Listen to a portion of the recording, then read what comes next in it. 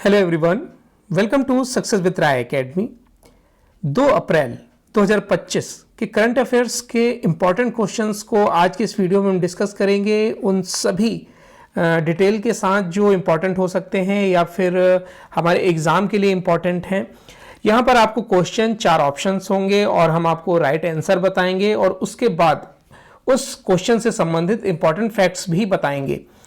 अगर आप चाहें तो इसे एक क्लास की तरह नोट कर सकते हैं या फिर अगर आपको इसका पीडीएफ चाहिए तो आप कमेंट के माध्यम से बता सकते हैं। उसे हमारे Telegram channel success with Rai academy पर डाउनलोड कर दिया जाएगा।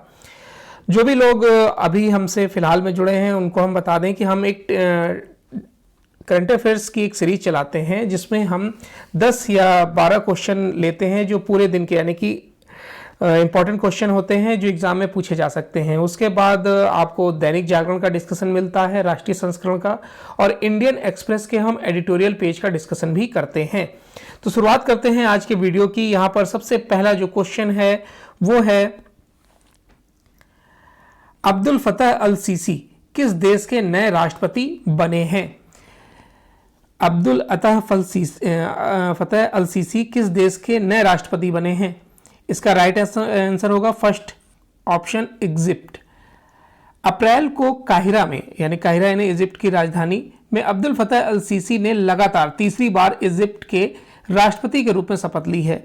अब्दुल फतह पिछले 10 सालों से सत्ता पर काबिज हैं और जब उन्होंने अपना तीसरा कार्यकाल शुरू किया है तो उनके सामने कई चुनौतियां भी देखने को मिलेंगी। इससे पहले हम इनके बारे में बता दें, अब्दुल फतह अल सीसी के बारे में, कि वो आर्मी के चीफ और डिफेंस मिनिस्टर भी रह चुके हैं।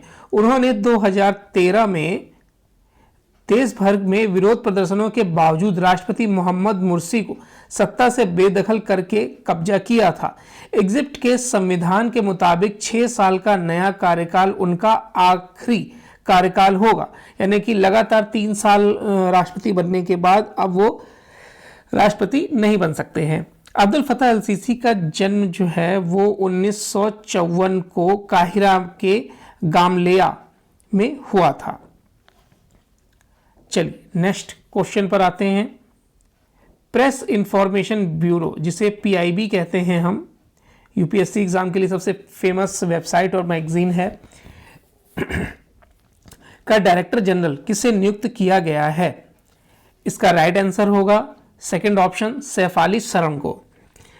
देखिए, अप्रैल को सैफ अली बी सरन ने प्रेस इंफॉर्मेशन ब्यूरो के प्रिंसिपल डायरेक्टर जनरल का पदभार ग्रहण किया है। सैफ अली को मनीषा देसाई की जगह नियुक्त किया गया है। अगर हम अब सैफ अली, जैसे पीआईबी की जो अब जनरल डायरेक्टर होंगी सैफ अली सरन होंगी, इनके बारे में अब थोड़ा सा डिटेल जान लेते हैं। Saif Ali Saran Indian information service यानी कि आईआईएस के 1990 बैच की अधिकारी हैं। वे इलेक्शन कमीशन ऑफ इंडिया और फाइनेंस मिनिस्ट्री के स्पोक्स पर्सन भी रह चुकी हैं। वो सूचना और प्रसारण मंत्रालय की सूचना नीति की ओएसडी भी रह चुकी हैं, यानी पदभार संभाला है। सैफ अली ने लोकसभा टीवी और लोकसभा सचिवालय में डायरेक्टर के रूप में भी कार्य किया है। वे स्वास्थ्य मंत्रालय और वित्त मंत्रालय में भी डायरेक्टर के पद पर कार्य कर चुकी हैं, यानी कि जितने भी महत्वपूर्ण पद हैं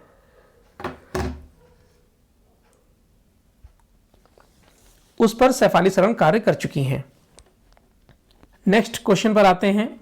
भारत का रक्षा बजट कितने करोड़ रुपए इस बजट में रहा है? यानी जो ये बजट 2025 का पेश किया गया था, इसमें रक्षा बजट कितने करोड़ का रहा है?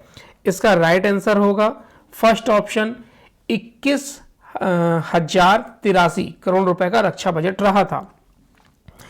1 अप्रैल को केंद्रीय रक्षा मंत्री राजनाथ सिंह ने सोशल मीडिया पर पोस्ट कर बताया कि भारत का रक्षा बजट पहली बार 21,000 करोड़ रुपए से पार पहुंच गया है।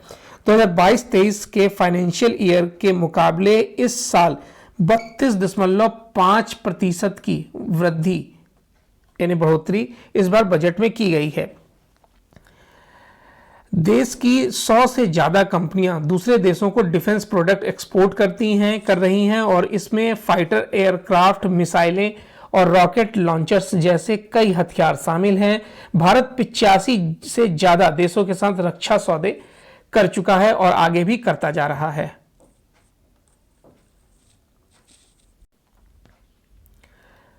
नेक्स्ट क्वेश्चन है, एक वाहन एक फास्टैग नियम पूरे देश में किस तारीख से लागू होगा? इसका राइट आंसर होगा first option. National highway authority of India का एक वाहन एक फास्टैग नियम लागू हो गया है। यह कई व्हीकल के लिए एक ही फास्टैग के इस्तेमाल या फिर एक ही व्हीकल से कई फास्टैग के इस्तेमाल को रोकने के लिए लागू किया गया है।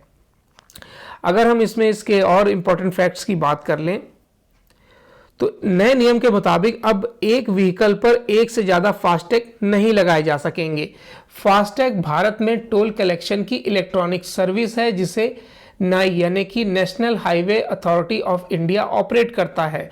देश में लगभग 98% व्हीकल पर फास्टैग लगा हुआ है जिसके 8 करोड़ से ज्यादा यूजर्स हैं। टोल पेमेंट के लिए फास्टैग रेडियो फ्रीक्वेंसी आइडेंटिफिकेशन यानी कि RFID टेक्नोलॉजी का उपयोग करता है और देश में फास्टैग स्कीम की शुरुआत 2014 में की गई थी। भारत के किस राज्य के 2 उत्पादों को जी टैग मिला है? इसका राइट आंसर होगा त्रिपुरा यानी कि सेकंड ऑप्शन। देखिए, असम के मुख्यमंत्री हेमंत बिस्व शर्मा ने सोशल मीडिया पर त्रिपुरा के 2 उत्पादों को जियोग्राफिकल इंडिकेशन यानी GI टैग मिलने की जानकारी दी है। ये उत्पाद मतावारी पेरा प्रसाद और गिनरई पचरा कपड़ा है, यानी कि 2 चीजों को मिला है। मतावारी पेरा प्रसाद और गिनरई पचरा कपड़ा 2 चीजों को ये GI टैग मिला है। मतावारी पेरा प्रसाद त्रिपुरा के प्रसिद्ध त्रिपुरेश्वरी मंदिर में परोसा जाने वाला मीठा प्रसाद है। दूध और चीनी से बना यह व्यंजन अपने अलग टेस्ट और गहरी सांस्कृतिक परंपराओं के लिए मशहूर है। स्थानीय लोगों ने इस पेड़े की बढ़ती मांग की वजह से दुनिया भर में इसकी मार्केटिंग शुरू की है। रिगनई पचरा एक पारंपरिक हाथ से बुना हुआ कपड़ा है। इसे कारीगर स्वदेशी इक्विपमेंट और तकनीकों की मदद से बहुत बारीकी से बनाते हैं। यह कपड़ा त्रिपुरा में सांस्कृतिक महत्व रखता है।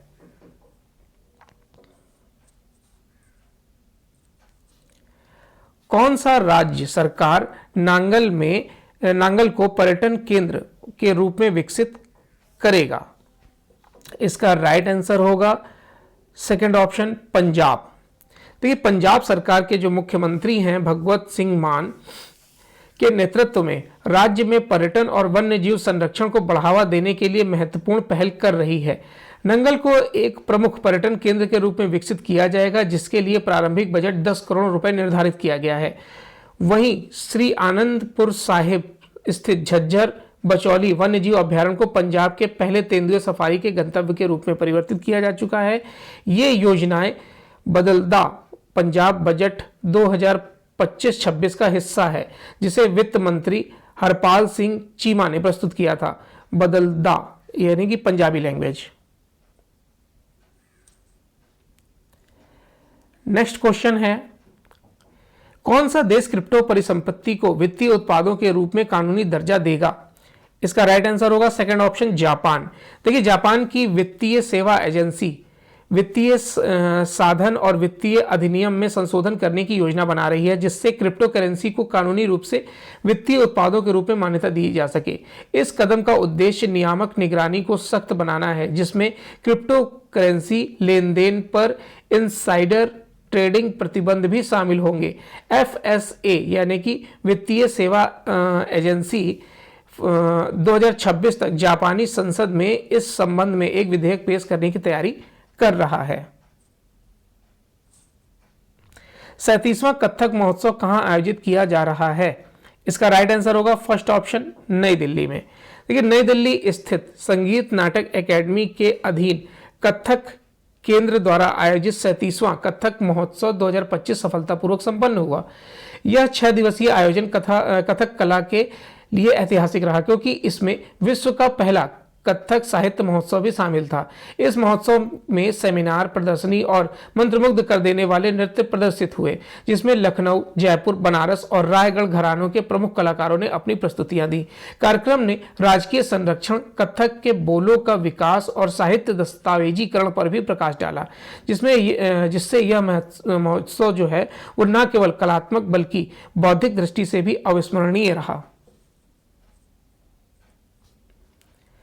नेक्स्ट क्वेश्चन है, सागरमाला कार्यक्रम की कौन सी वर्षगांठ मनाई गई है? इसका राइट आंसर होगा 10वीं वर्षगांठ मनाई गई है। देखिए, सागरमाला कार्यक्रम जो मार्च 2015 में शुरू किया गया था, भारत के समुद्री क्षेत्र को विकसित करने के लिए बंदरगाह, नौवहन और जल मार्ग मंत्रालय की पहल है।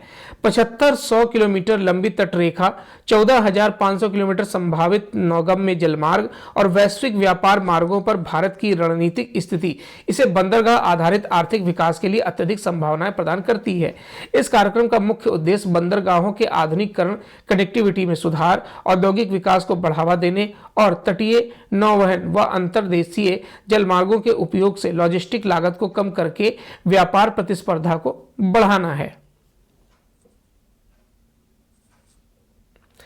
अंतर्राष्ट्रीय योग दिवस कब मनाया जाता है? इसका राइट आंसर होगा 21 जून को। अंतर्राष्ट्रीय योग दिवस प्रत्येक वर्ष 21 जून को मनाया जाता है। प्रधानमंत्री नरेंद्र मोदी ने अपने मन की बात कार्यक्रम को संबोधित करते हुए अंतर्राष्ट्रीय योग दिवस की इस वर्ष की थीम यानी कि 21 जून 2025 की थीम योग for one earth one health घोषित की है। उन्होंने योग को वैश्विक स्वास्थ्य और कल्याण का महत्वपूर्ण हिस्सा बताते हुए लोगों से इसे अपने दैनिक जीवन में अपनाने की अपील की है। मोरारजी देसाई राष्ट्रीय योग संस्थान इस वर्ष की योग दिवस गतिविधियों का नेतृत्व कर रहा है और योग महोत्सव में 100 दिवसीय काउंटडाउन अभियान शुरू कर दिया गया है। यह वर्ष संयुक्त राष्ट्र द्वारा 21 जून को मनाया जाता है। तो इस वर्ष की थीम क्या रहेगी? योग for one earth one health. तो ये आज का यानी कि 2 अप्रैल 2025 का करंट अफेयर्स का वीडियो था। आई होप आपने क्वेश्चंस को समझा होगा, आपको क्वेश्चन अच्छे लगे होंगे और अगर आप चाहें तो इसका पीडीएफ भी ले सकते हैं हमारे टेलीग्राम चैनल से, सक्सेस विद राय एकेडमी से। और ये वीडियो कैसा लगा जरूर बताइएगा। वीडियो देखने के लिए बहुत बहुत धन्यवाद।